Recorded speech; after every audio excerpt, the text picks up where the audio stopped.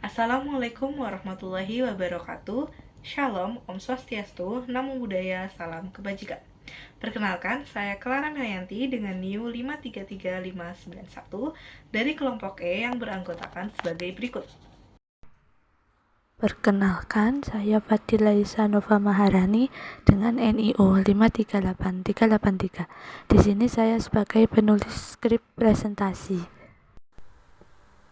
Saya Gia Made Monica dengan NIU 544324. Di sini saya berperan sebagai pembuat PPT dari hasil kajian teori. Saya Mas Said Sulekram dengan NIU 540218. Saya di sini berperan sebagai presentator dari hasil kajian ini. Saya Rofik Rozali dengan NIU 535689 yang berperan sebagai editor materi dan bahan presentasi. Baik, izin memperkenalkan diri, saya Bagus Aji dengan NIU 534240 berperan sebagai editor. Pada kesempatan ini, saya akan mempresentasikan laporan hasil kajian yang berbasis studi literatur mengenai sifat-sifat termodinamika dari material emas. Pertama-tama, saya akan membahas terkait latar belakang yang mendasari kajian ini. Termodinamika ialah ilmu tentang energi, khususnya hubungan antara panas dan bentuk energi lainnya. Penting dalam bidang teknik dan sains untuk menganalisis sistem energi seperti mesin kalor, pendingin, dan perilaku material padat. Salah satunya adalah emas. Mengapa kami memilih emas? Salah satu alasannya adalah karena sifatnya yang sangat stabil, baik secara kimia maupun struktur.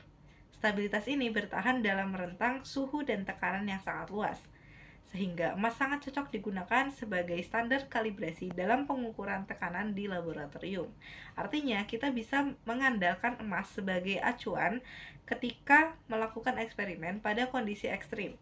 Secara struktur, emas memiliki bentuk kristal yang disebut face-centered cubic atau disingkat FCC. Struktur ini sangat stabil di berbagai suhu sehingga menarik untuk dianalisis. Selanjutnya, saya akan menyampaikan tujuan dari kajian ini. Yang pertama, yaitu untuk menganalisis persamaan keadaan logam emas. Yang kedua, untuk menganalisis perubahan entropi berdasarkan data termodinamika. Yang ketiga, menjelaskan parameter-parameter dalam persamaan keadaan. Dan yang terakhir, mengkaji kapasitas panas dari masing-masing logam. Baik, selanjutnya kami akan menjelaskan hasil dan pembahasan dari laporan kajian ini. Yang pertama adalah persamaan keadaan. Baik, selanjutnya kapasitas panas emas. Kapasitas panas adalah salah satu sifat penting dalam termodinamika karena berkaitan langsung dengan kemampuan suatu zat menyerap energi panas saat suhunya ditingkatkan.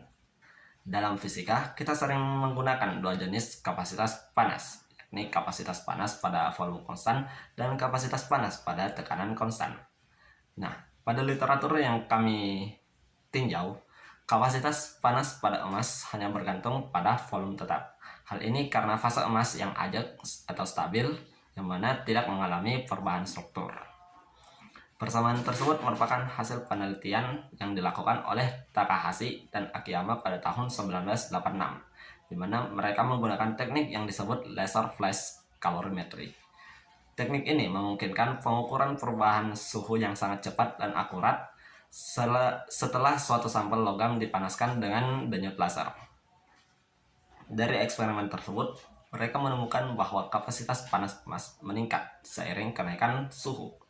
Ini sejalan dengan prediksi teori termodinamika, di mana semakin tinggi suhunya, maka semakin banyak cara energi panas bisa disimpan dalam bentuk gerakan atom-atom.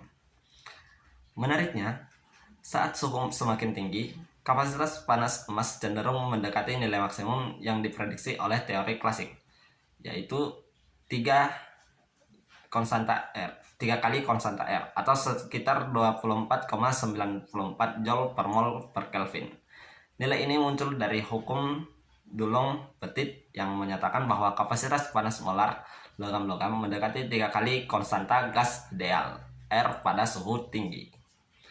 Pada logam seperti emas, pemurnian ketika dipanaskan sangat kecil karena perubahan volumenya nyaris nol.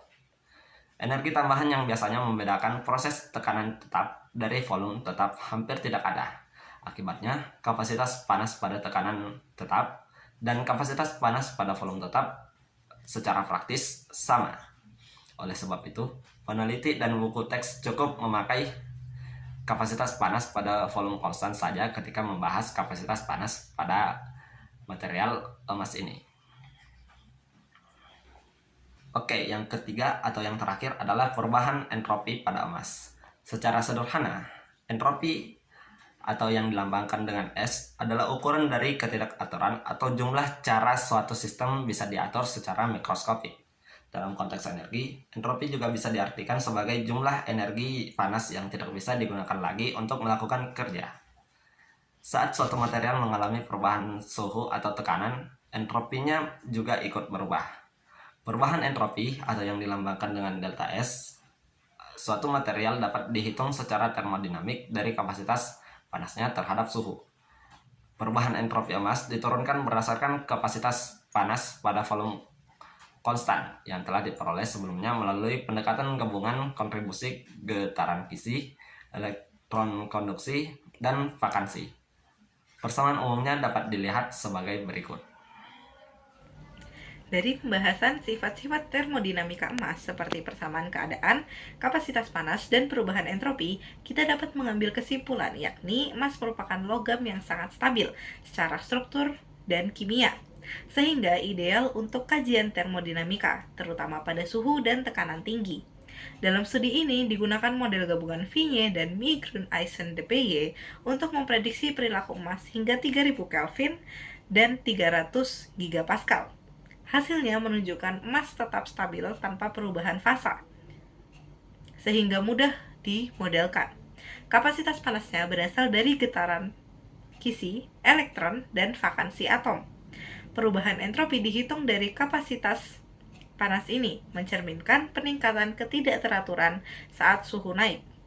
Karena kestabilan dan data eksperimennya yang lengkap, emas sangat cocok sebagai referensi dalam eksperimen tekanan tinggi dan simulasi termal material padat. Baik, sebelum mengakhiri presentasi ini, kami ingin memberi catatan bahwa hasil kajian yang kami presentasikan hanyalah berdasar pada studi literatur. Supaya mendapatkan hasil yang lebih detail, diperlukan penelitian yang lebih lanjut pada eksperimen di laboratorium. Demikian presentasi yang dapat kami sampaikan. Mohon maaf apabila terdapat kesalahan selama kami menyampaikan materi. Wabillahi taufiq wal hidayah. Wassalamualaikum warahmatullahi wabarakatuh.